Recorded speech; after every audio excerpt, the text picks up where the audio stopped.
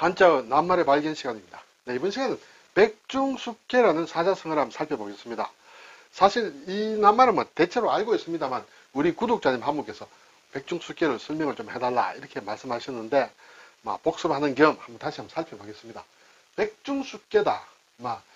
예를 들어서 아버지의 학렬의 형제를 가리켜서 백부, 중부, 숙부, 계부 이렇게 쓰고, 또 나와 같은 학렬에 볼 때는 백형, 중형, 숙형, 계형이다.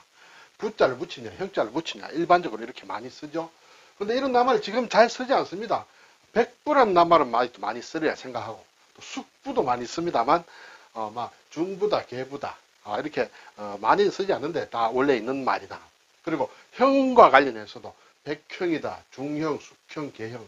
글쎄요, 백형은 가끔 쓸 수는 있겠습니다만 이것도 잘 안 쓴다. 또 특히 이제 요즘 기준으로 보면 남자 아이들이 이렇게 별로 많지 않기 때문에 집에 한둘 정도 그렇게 되죠. 그래서 잘 쓰지는 않는다. 그렇지만 오늘 이제 백중숙계라는 글자와 그런 것을 한번 살펴보겠습니다. 백중숙계 글자는 쉽죠. 백은 맞이다 하는 맞백이다. 중은 버금 그 다음이다. 지차다 이렇게 하죠. 버금 중이다. 숙은 아제비를 얘기한다. 아제비. 그리고 계는 이제 계절을 얘기하고 끝을 얘기한다. 이렇게 돼 있어요. 맞백은 사람이네. 흰백자 발음이 흰백에서 왔다. 머리가 허연 사람이다 하면 가장 높은 그렇게 볼 수 있겠죠. 그리고 가운데 사람이다. 두 번째다. 아제비 숙은 왼쪽에 있는 것도 숙이에요. 콩숙자다. 콩, 조그만 콩이다. 그래서 작다라는 의미로 아제비로 쓰이는데 글자는 콩이 싹이 있고 아래 뿌리가 있는 모양이다. 그렇게 설명하기도 합니다. 예. 자, 그리고 이제 계절 끝이다 해서 벼화자와 아들자자가 이렇게 돼 있다. 백중숙계 이렇게 사자성어로 이렇게 대체로 씁니다. 쓰는데 뜻은 사전에 보면 이렇게 나와 있습니다. 백은 맞이, 중은 둘째, 숙은 셋째, 계는 막내라는 뜻으로 사형제의 차례를 이루는 말이다. 일단 이렇게 돼 있어요. 네. 물론 5형제, 6형제 옛날에는 많았겠죠. 그때는 어떻게 되냐? 그때는 다른 글자들이 또 들어갈 수 있다. 이렇게 되죠. 그리고 이것은 일반적으로 중국에서 이름이나 자, 별명 이런 것을 지을 때 많이 썼다. 중국에서 이름이나 자, 별명 등을 지을 때 사용하는 글자들이다. 그래서 각각 장남, 차남, 삼남, 사남을 의미한다. 그리고 또 백부, 중부, 숙부, 계부 등 가족 구성원의 호칭에도 사용된다. 그렇죠? 백부는 큰아버지다. 가장 큰아버지다. 중부는 그 다음 큰아버지다. 이런 식으로 되겠죠. 네. 자, 이렇게 이제 사자성어가 있다. 이러한 이름을 가지고 있는 사람을 역사적으로 인물이 있겠습니다만 우리가 귀에 익숙하게 들을 수 있는 사람은 별로 없었습니다. 제가 찾아보니까 맞백자를 쓴 것은 이제 백이숙제, 그렇죠. 뭘 또 중국의 이제 고죽국의 왕자들이다. 근데 형제죠. 첫째, 셋째다. 둘째는 어디 갔느냐? 둘째는 왕이 되었다. 이렇게 되겠습니다. 백이숙제 할 때 백과 숙이 있다. 그렇죠. 그리고 백낙이라는 이제 중국의 말을 잘 감별하는 사람이 있었죠. 그 백낙이다. 그리고 중자, 버금 중자 들어가는 것으로는 중리다. 중리. 공자님을 중리라 해요. 공자님의 자가 중리다. 그래서 공자님은 위에 형이 있을 것이다. 그렇죠. 왜냐하면 둘째를 표시하기 때문에 중리 이렇게 돼 있죠. 그리고 중달이다. 우리가 중국의 삼국지연의에 보면 사마중달이 나오죠. 사마의의 어떤 자가 중달이다. 이것도 둘째다. 이런 걸 보면 이제 중국 사람 보면 첫째다, 둘째다 이런 것을 알 수 있다. 숙은 이제 셋째라고 했습니다. 그죠? 백이숙제 할 때도 들어갔다. 우리나라에 숙자 들어간 사람 보니까 신숙주, 조선시대 신숙주가 보니까 이 숙자가 들어갔는데 사실은 셋째가 맞다 이렇게 돼 있어요. 그래서 우리나라에서는 이렇게 아주 많이 이렇게 쓰지는 않지만 그래도 쓴 집안들이 있다. 그래서 신숙주 형제가 어떻게 되냐 제가 한번 살펴보니까 5형제, 남자 형제가 5이다. 그래서 가장 큰 형은 맹주다. 만맹자다. 맞백자를 쓰지 않고 만맹자를 썼어요. 예. 그래서 맹주다. 둘째는 이제 중주다. 그렇죠? 셋째가 숙주다. 넷째, 다섯째는 개자는 안 붙이고, 넷째는 송자를 붙이고, 다섯째 막내는 이제 말주. 이렇게, 이름이 이렇게 되어 있는 것 같습니다. 그리고 우리나라에도 물론 이제 형제들이 옛날에는 많았겠죠. 그래서, 이러한 식으로 잘 안 짓고, 예를 들어서 이순신 장군 보면 이순신 장군이다. 보니까 위에 형이 두 분 계시고 아래 동생이 있었는데 가장 위에 형은 희자다. 희신이다. 중국의 복희씨 할 때 시자다. 그렇죠? 그리고 그 위에는 이제 형이 이제 요신이다. 그리고 순신 다음에 우리가 쉽게 알 수 있습니다. 요순이다. 그렇죠? 중국의 요순을 떠서 이순신 장군의 부모님이 그렇게 지었다. 그리고 동생은 이제 우신이다. 중국에 말하자면 우임금이다. 그렇죠? 그래서 이렇게 따서도 지었다라는 뭐 그런 것을 한번 살펴보았습니다. 자, 글자와 관련돼서 백자, 맞백자와 써서 우리가 쓰는 수거로는 백중이라고 있다. 백중. 사자성어로는 백중지세, 백중지각. 자, 백중이라는 것은 가장 큰 맏이 큰아버지하고 또는 큰 형과 둘째 형. 그렇죠? 큰 형과 둘째 형은 그 밑에서 보면 비슷비슷합니다. 어떻게 보면 맏이와 둘째를 아울러 이러는 말인데 재주나 실력, 기술 따위가 서로 비슷하여 어느 것이 누가 낫고 못하다 없다. 낫고 못함이 없는 것. 그런 형태를 백중이라고 한다. 이것은 우리가 많이 쓰죠. 이때 백중이다. 백중지간이다. 그리고 이제 백작이다. 그렇죠? 중국에 옛날에 오등작이 있었죠. 공후백자남 해서 여기에 이제 세 번째로 이제 백작이 들어갔다. 그리고 이제 많이 쓰는 게 백부, 예. 또 백목, 큰어머니를 얘기하죠. 백형은 이제 큰 형이다.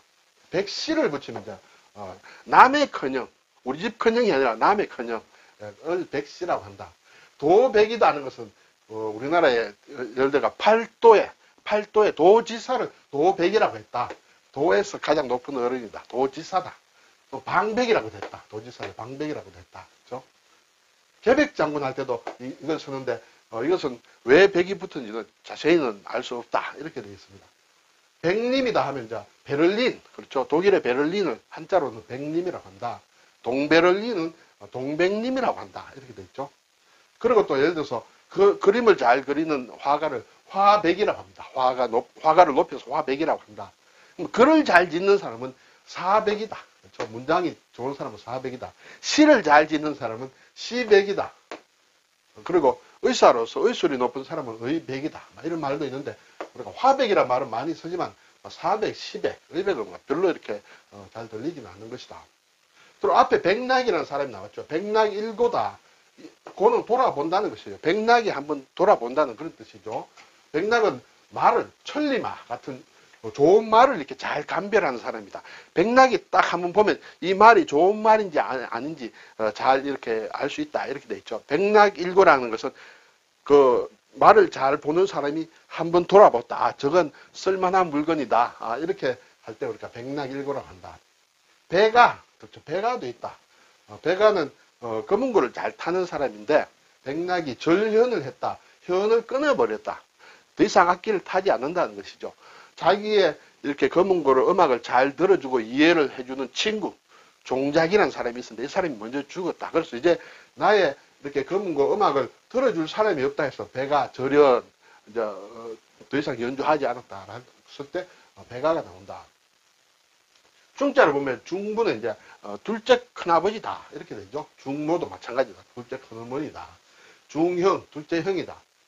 그리고 우리가 중매를 한다. 중매. 그렇죠. 가운데서 결혼을 성사시키는 그런 것을 중매라고 한다. 이때 가운데 중자가 아니라 버금중이다. 그리고 또 경매 같은 것을 할 때 중매인, 그렇죠. 중매인 할 때도 버금중을 쓴다. 무엇을 중재한다. 가운데서 이렇게 서로를 연락해 주는 것을 중재라고 한다. 조절을 해주는 것이다. 중추, 우리가 추석을 가르쳐서 우리가 중추 또는 중추절이라고 한다. 이것은 중추라고 하면 추석을 가리키기도 하지만 음력 8월을 얘기하기도 한다. 뒤에 또 나옵니다만 그렇게 된다. 우리는 중추절, 추석이라 할 때 버금중을 쓰는데 중국이나 일본에서는 버금중을 쓰지 않고 가운데 중자를 쓴다. 이런 것도 예전에 한번 살펴보았습니다. 그리고 중계를 한다. 걔는 이제 끼인다는 것이에요. 가운데 끼인다. 중계한다. 예를 들어서 공인중개사라든지 뭘 중개하는 것을 이때 중개라고 한다. 무역에도 보면 중개무역이라고 있습니다. 중개무역 두 가지 비슷한 것이 있다. 중개가 있고 또 중개가 있다. 이을 개자. 이때는 가운데 중을 쓰고 그렇죠. 위에 중개무역은 버금중을 쓰고 중개무역은 가운데 중을 쓴다. 어떻게 다르냐 하면 이것은 중개무역이라는 것은 두 나라가 있고 세 나라가 있을 때 두 나라의 무역을 중간에서 연결해 주는 사람이다. 그래서 이것은 이쪽 나라에서 물건을 사와서 이쪽 나라로 옆으로 판다. 그랬을 때 실질적으로 거래 중심이 돼서 대금을 결제하는 그러한 당사의 나라를 중개무역국이라 이렇게 얘기를 하죠. 그러면 이제 이런 것도 있습니다. 그냥 단순히 물건을 가져와서 통과만 시켜서 다른 곳으로 보내주는 통과무역이다. 이것은 이제 대금 결제 같은 건 하지 않고 수수료만 따먹는 그런 형태는 이게 가운데에 있어서 중개다, 이어준다라는 중개무역이다. 두 개가 조금 미묘하게 다르다는 것을 알 수 있죠. 숙은 아제비 숙이다. 숙부, 그렇죠? 숙부, 숙문은 우리가 함께 아직도 많이 쓰는 낱말이다. 또 외숙부, 외삼촌 경우이죠. 외숙모 이렇게 쓰고, 백숙이라고 하면 말하자면 큰아버지와 그리고 말하자면 작은아버지를 같이 이루는 것이다. 백숙부모도 마찬가지다. 시숙, 시는 이제 시가를 얘기하죠. 시댁을 얘기한다. 시댁의 시숙은 이제 시아주머니를 얘기한다. 이렇게 되죠. 당숙은 오촌, 쉽게 말하자면 아재를 얘기한다. 이렇게 되죠. 숙질이라는 것은 아제비와 조카를 얘기한다. 자, 개자는 보면 계절이야 했고 또 끝이다 했죠. 계수라는 것은 말하자면 막내 동생의 아내를 얘기한다. 그렇죠. 계수. 계시는 남의 집에 어떤 막내를 얘기한다. 계시. 계절이다. 계간이다. 그렇죠. 그리고 사계, 동계, 충계, 하계, 동계 올림픽이다. 이렇게 쓴다. 예, 계수. 그리고 이 계수가 아닌 이제 제수, 동생, 아우제자를 쓴 제수도 있죠. 그때는 일반적으로 아래 동생인데 그것과 구별해서는 가장 막내 동생의 경우에는 계수라고 쓴다. 이렇게 볼 수 있죠. 그리고 이제 달을 셀 때 음력 기준으로 달, 1년 12달이 있습니다. 이때는 중계가 있는데 이때는 말하자면 백을 쓰지 않고 만맹자를 써서 맹중계해서 이제 달 이름을 음력으로 정해 놓는다. 봄이라는 것은 음력으로 1월에서 3월이다. 그렇죠? 여름은 4, 5, 6, 가을은 7, 8, 9, 겨울은 10, 11, 12월이다. 그러면 1월 달은 맹자를 붙여서 맹춘이고 2월 달은 중자를 붙여서 중춘이고 3월은 개자를 붙여서 개춘이다. 다른 것도 마찬가지다. 그렇죠?